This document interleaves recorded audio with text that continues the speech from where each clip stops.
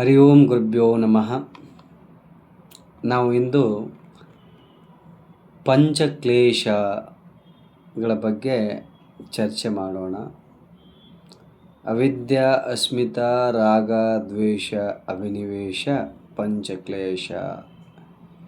ಇದು ನಮ್ಮ ಪತಂಜಲಿ ಯೋಗ ಸೂತ್ರದಲ್ಲಿ ಸವಿಸ್ತಾರವಾಗಿ ವಿವರಿಸಿದ್ದಾರೆ. ಇದನ್ನು ಹೇಗೆ ಅರ್ಥ ಮಾಡಿಕೊಳ್ಳಬೇಕು ಎಂಬುದನ್ನು ಕೂಡ ಅಲ್ಲಿ ಭಾಳಷ್ಟು ಸ್ಪಷ್ಟವಾಗಿ ಯಾವ್ಯಾವ ಸಾಧನೆ ಮೂಲಕ ಈ ಪಂಚಕ್ಲೇಶಗಳನ್ನು ನಾಶ ಮಾಡಬಹುದು ಎಂಬುದನ್ನು ಪತಂಜಲಿ ಯೋಗ ಸೂತ್ರದಲ್ಲಿ ತಿಳಿಸಿದ್ದಾರೆ.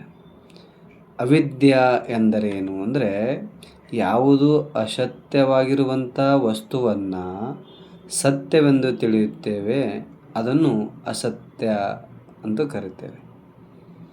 ಯಾವುದು ಬದಲಾಗುತ್ತದೋ ಅದನ್ನು ಸತ್ಯವೆಂದು ತಿಳಿಯುತ್ತೇವೋ ಅದು ಅಸತ್ಯ, ಅವಿದ್ಯಾ.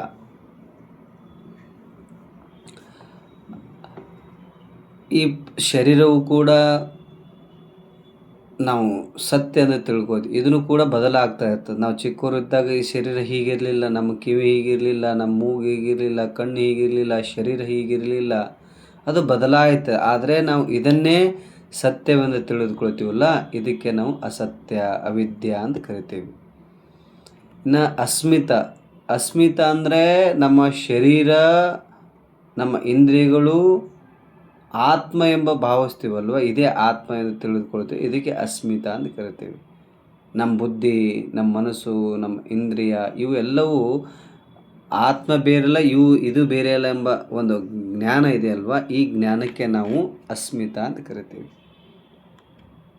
ಅಲ್ಲಿ ಭೇದ ಮಾಡೋದಿಲ್ಲ. ಶರೀರವು ಬೇರೆ ಮತ್ತು ಆತ್ಮವು ಬೇರೆ, ಎರಡೂ ಶರೀರ ಮತ್ತು ಆತ್ಮವು ಒಂದೇ ಎಂಬ ಭೇದವನ್ನು ಉಂಟು ಮಾಡಿ ಅನುಭವಿಸ್ತೀವಲ್ಲ, ಅದಕ್ಕೆ ಅಸ್ಮಿತ ಅಂತ ಕರಿತೀವಿ. ಯಾವಾಗ ಇದು ಅಸ್ಮಿತ ಸ್ಟಾರ್ಟ್ ಆಗ್ತದೋ ಆವಾಗ ರಾಗ ಬರ್ತದೆ. ಸುಖಾನುಶಾಹಿ ರಾಗ ಅಂತ ಹೇಳ್ತೀವಿ. ಯಾವುದು ಈ ಇಂದ್ರಿಯಗಳಿಗೆ, ಈ ಶರೀರಕ್ಕೆ ಸುಖವನ್ನು ಅನುಭವಿಸ್ತದೋ, ಅದು ವಸ್ತುವಾಗಿರಲಿ ವ್ಯಕ್ತಿಯಾಗಿರಲಿ, ಅವುಗಳ ಪ್ರತಿ ನಾವು ಪ್ರೇಮ, ಅವುಗಳ ಪ್ರತಿ ಆಕರ್ಷಣೆ ಉಂಟಾಗುವಂಥ ಸ್ಥಿತಿಗೆ ನಾವು ರಾಗ ಅಂತ ಕರಿತೀವಿ. ನೆಕ್ಸ್ಟ್ ಬರ್ತದೆ ದ್ವೇಷ, ದುಃಖಾನುಶಾಹಿ ದ್ವೇಷ. ಯಾವುದೇ ವಸ್ತು ಆಗಿರಲಿ, ಯಾವುದೇ ವ್ಯಕ್ತಿ ಆಗಿರಲಿ, ಈ ಶರೀರಕ್ಕೆ ಕಷ್ಟವನ್ನು ಕೊಡ್ತಾ ಇದ್ದರೆ ಅದಕ್ಕೆ ನಾವು ದ್ವೇಷ ಮಾಡಲು ಆರಂಭಿಸ್ತೀವಿ. ಮೊದಲಿಗೆ ಆ ವಸ್ತು ನಮಗೆ ಭಾಳಷ್ಟು ಪ್ರೀತಿ ಪ್ರೇಮ ಕೊಡ್ತಾ ಇತ್ತು, ಆವಾಗ ನಾವು ಅದಕ್ಕೆ ರಾಗ ಮಾಡ್ತಾಯಿದ್ವಿ, ಪ್ರೀತಿ ಮಾಡ್ತಾಯಿದ್ವಿ. ಯಾವಾಗ ಅದೇ ವಸ್ತು ನಮಗೆ ಪ್ರೀತಿ ಪ್ರೇಮ ಸಂತೋಷ ಕೊಡಲು ನಿಲ್ಲಿಸ್ತದೋ ಆವಾಗ ಆ ವಸ್ತು ಆಗಿರಲಿ, ಆ ವ್ಯಕ್ತಿ ಆಗಿರಲಿ, ಆ ವ್ಯಕ್ತಿಗಳ ಪ್ರತಿ ನಾವು ದ್ವೇಷ ಮಾಡಲು ಪ್ರಾರಂಭ ಹೋಗ್ತೀವಿ. ಇದು ದ್ವೇಷ ಅಂತ ಹೇಳ್ತೀವಿ. ಇನ್ನು ಅಭಿನಿವೇಶ, ಯಾವುದು ವಸ್ತು ವ್ಯಕ್ತಿ ಆಗಿರಲಿ ಅದನ್ನು ಕಳೆದುಕೊಳ್ತೀವಿ ಅಂತಕ್ಕಂಥ ಭಾವ ಇದೆ ಅಲ್ವಾ. ಈ ಶರೀರವ ಎಲ್ಲರಿಗೂ ಜೀವದ ಭಯವಿದೆ, ಈ ಶರೀರ ಒಂದಿನ ಕಳೆದುಕೊಳ್ತೀವಿ ಅಂತಕ್ಕಂಥ ಭಾವ ಇದೆ. ಹಾಗೆಯೇ ಯಾವುದೇ ವಸ್ತು ಆಗಿರಲಿ, ಯಾವುದೇ ವ್ಯಕ್ತಿ ಆಗಿರಲಿ, ಏನೇ ಒಂದು ಕಳೆದುಕೊಳ್ತೀವಿ ಅಂತ ಭಾವ ಇದೆಯಲ್ಲ, ಅನೇಕ ಜನ್ಮಗಳಿಂದ ಈ ನಮ್ಮ ಚಿತ್ತ ಸಂಸ್ಕಾರದಲ್ಲಿ ಇದು ಇದೆ. ಹಾಗಾಗಿ ಜೀವದ ಭಯ ಅಂತ ಕರಿತೀವಿ. ಅಭಿನಿವೇಶ ಅಂದರೆ ಯಾವುದೇ ಅಂಥ ವ್ಯಕ್ತಿ, ಜ್ಞಾನಿ ಇರಲಿ ಅಜ್ಞಾನಿ ಇರಲಿ, ಶ್ರೀಮಂತ ಇರಲಿ ಬಡವ ಇರಲಿ, ಆ ವ್ಯಕ್ತಿಗೆ ಜೀವದ ಭಯವಿರ್ತದೆ. ಅದಕ್ಕೆ ನಾವು ಅಭಿನಿವೇಶ ಅಂತ ಕರಿತೀವಿ. ಹೀಗೆ ಪಂಚಕ್ಲೇಶಗಳು ಏನದ, ಅವಿದ್ಯಾ, ಅಸ್ಮಿತಾ, ರಾಗ, ದ್ವೇಷ, ಅಭಿನಿವೇಶ, ಈ ಎಲ್ಲ ಪಂಚಕ್ಲೇಶಗಳು ಕೂಡ ನಾವು ಅಭ್ಯಾಸ ವೈರಾಗ್ಯಾಭ್ಯಾಂ ತನ್ನಿರೋಧ, ಇವು ಎರಡು ಅಭ್ಯಾಸ ಮತ್ತು ವೈರಾಗ್ಯದಿಂದ ನಾವು ಇದನ್ನು, ಅಭ್ಯಾಸ ಅಂದರೆ ಅದನ್ನು ಅವಿದ್ಯೆ ಯಾವುದು, ವಿದ್ಯೆ ಯಾವುದು, ಇಲ್ಲಿ ಶರೀರ ಯಾವುದು, ಆತ್ಮ ಯಾವುದು, ಇನ್ನು ಪರಿಪೂರ್ಣ ನೇತಿ ಅಂದರೆ ಪ್ರತಿಯೊಂದು ಬಿಡಿಸ್ತಾ ಹೋದಂಗೆ ಯಾವ ಜ್ಞಾನ ಉಂಟಾಗ್ತದೆ ಅದಕ್ಕೆ ನಾವು ಅಭ್ಯಾಸ ಅಂತ ಕರಿತೀವಿ. ಅದ್ರ ಜೊತೆ ವೈರಾಗ್ಯ ಇರಬೇಕು. ಅಭ್ಯಾಸ ಮಾಡೋದ್ರ ಜೊತೆಗೆ ಅದರ ಜೊತೆ ನಾವು ವೈರಾಗ್ಯ, ಅಟ್ಯಾಚ್ಮೆಂಟ್ ಇರಬೇಕು.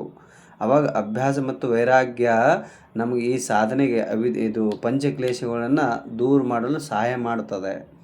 ಇದೇ ಮಾತನ್ನು ಭಗವದ್ಗೀತೆಯಲ್ಲೂ ಕೂಡ ಹೇಳಿದ್ದಾರೆ ಶ್ರೀಕೃಷ್ಣ ಭಗವಾನರು. ಇನ್ನು ಅವಿದ್ಯಾ ಅಸ್ಮಿತಾ ರಾಗ ದ್ವೇಷ ಅಭಿನಿವೇಶಗಳನ್ನು ದೂರ ಮಾಡಬೇಕಾದ್ರೆ ಅಲ್ಲಿ ಬೇರೆ ಅರ್ಥದಲ್ಲಿ ಹೇಳಿದ್ದಾರೆ, ಆದರೂ ಕೂಡ ಇದಕ್ಕೆ ಹೆಲ್ಪ್ ಆಗ್ತದೆ. ಅಲ್ಲಿನೂ ಕೂಡ ಅಭ್ಯಾಸ ವೈರಾಗ್ಯ ಇದೆ. ಅಭ್ಯಾಸ ಮಾಡು, ನೀನು ವೈರಾಗ್ಯ ಮಾಡು, ಎಲ್ಲದರಿಂದ ನೀನು ದೂರ ಆಗ್ತಿ ಅಂತಕ್ಕಂಥ ಭಾವ ಭಗವದ್ಗೀತೆಯಲ್ಲಿ ಹೇಳಿದ್ದಾರೆ.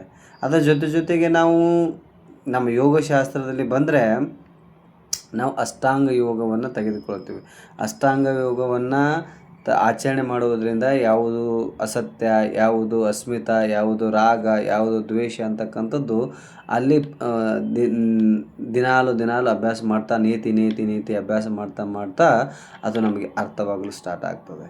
ಇದು ಅವಿದ್ಯೆ, ಅಸ್ಮಿತ, ರಾಗ, ದ್ವೇಷ, ಅಭಿನಿವೇಶ ಇವೆಲ್ಲದಕ್ಕೂ ಮೂಲ ಕಾರಣ ಏನಂದರೆ ಅದೇ ಅವಿದ್ಯೆ.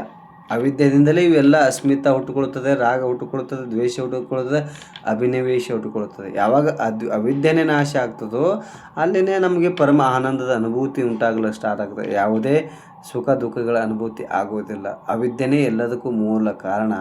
ಹಾಗಾಗಿ ಅವಿದ್ಯೆಯನ್ನು ದೂರ ಮಾಡಿ, ಅವಿದ್ಯೆಯನ್ನು ದೂರ ಮಾಡಿ ವಿದ್ಯೆಯನ್ನು, ಯಾವುದು ಈ ಎಲ್ಲ ಸುಖ ದುಃಖಗಳ ಆಚೆಗಿದೆಯೋ ಅಂಥ ವಸ್ತು ಎಲ್ಲ ವಿದ್ಯೆಯನ್ನು ಕಲಿತಾಗ ಯಾವುದು ವಿದ್ಯೆ ಕಲಿಯೋದು ಅವಶ್ಯಕತೆ ಇಲ್ಲವೋ ಅಂಥ ವಿದ್ಯೆಯನ್ನು ಕಲಿತಾಗ ನಾವು ಪರಮ ಆನಂದದ ಅನುಭೂತಿಯನ್ನು ಅನುಭವಿಸಲು ಸಾಧ್ಯವಾಗ್ತದೆ. ಹಾಗಾಗಿ ತಾವು ನಿತ್ಯ ನಿರಂತರ ಸದ್ಶಾಸ್ತ್ರಗಳ ಅಧ್ಯಯನ, ಸದ್ಗುರುವಿನ ಮಾರ್ಗದರ್ಶನ ಮತ್ತು ಅಭ್ಯಾಸ ವೈರಾಗ್ಯಗಳೆಂಬ 2 ಆಯುಧಗಳನ್ನು ಇಟ್ಟುಕೊಂಡು ನಿತ್ಯ ನಿರಂತರ ಅಭ್ಯಾಸ ಮಾಡಿದ್ದಾದರೆ ಈ ಪಂಚಕ್ಲೇಶಗಳನ್ನು ದೂರ ಮಾಡಿಕೊಳ್ಬೋದು ಅಂತಕ್ಕಂಥ ಮಾತನ್ನು ತಿಳಿಸ್ತಾ ಇಲ್ಲಿಗೆ ಮಾತನ್ನು ಮುಕ್ತಾಯಗೊಳಿಸೋಣ. ಹರಿ ಓಂ ಗುರುಭ್ಯೋ ನಮಃ. ಹರಿ ಓಂ ನಮಸ್ತೆ.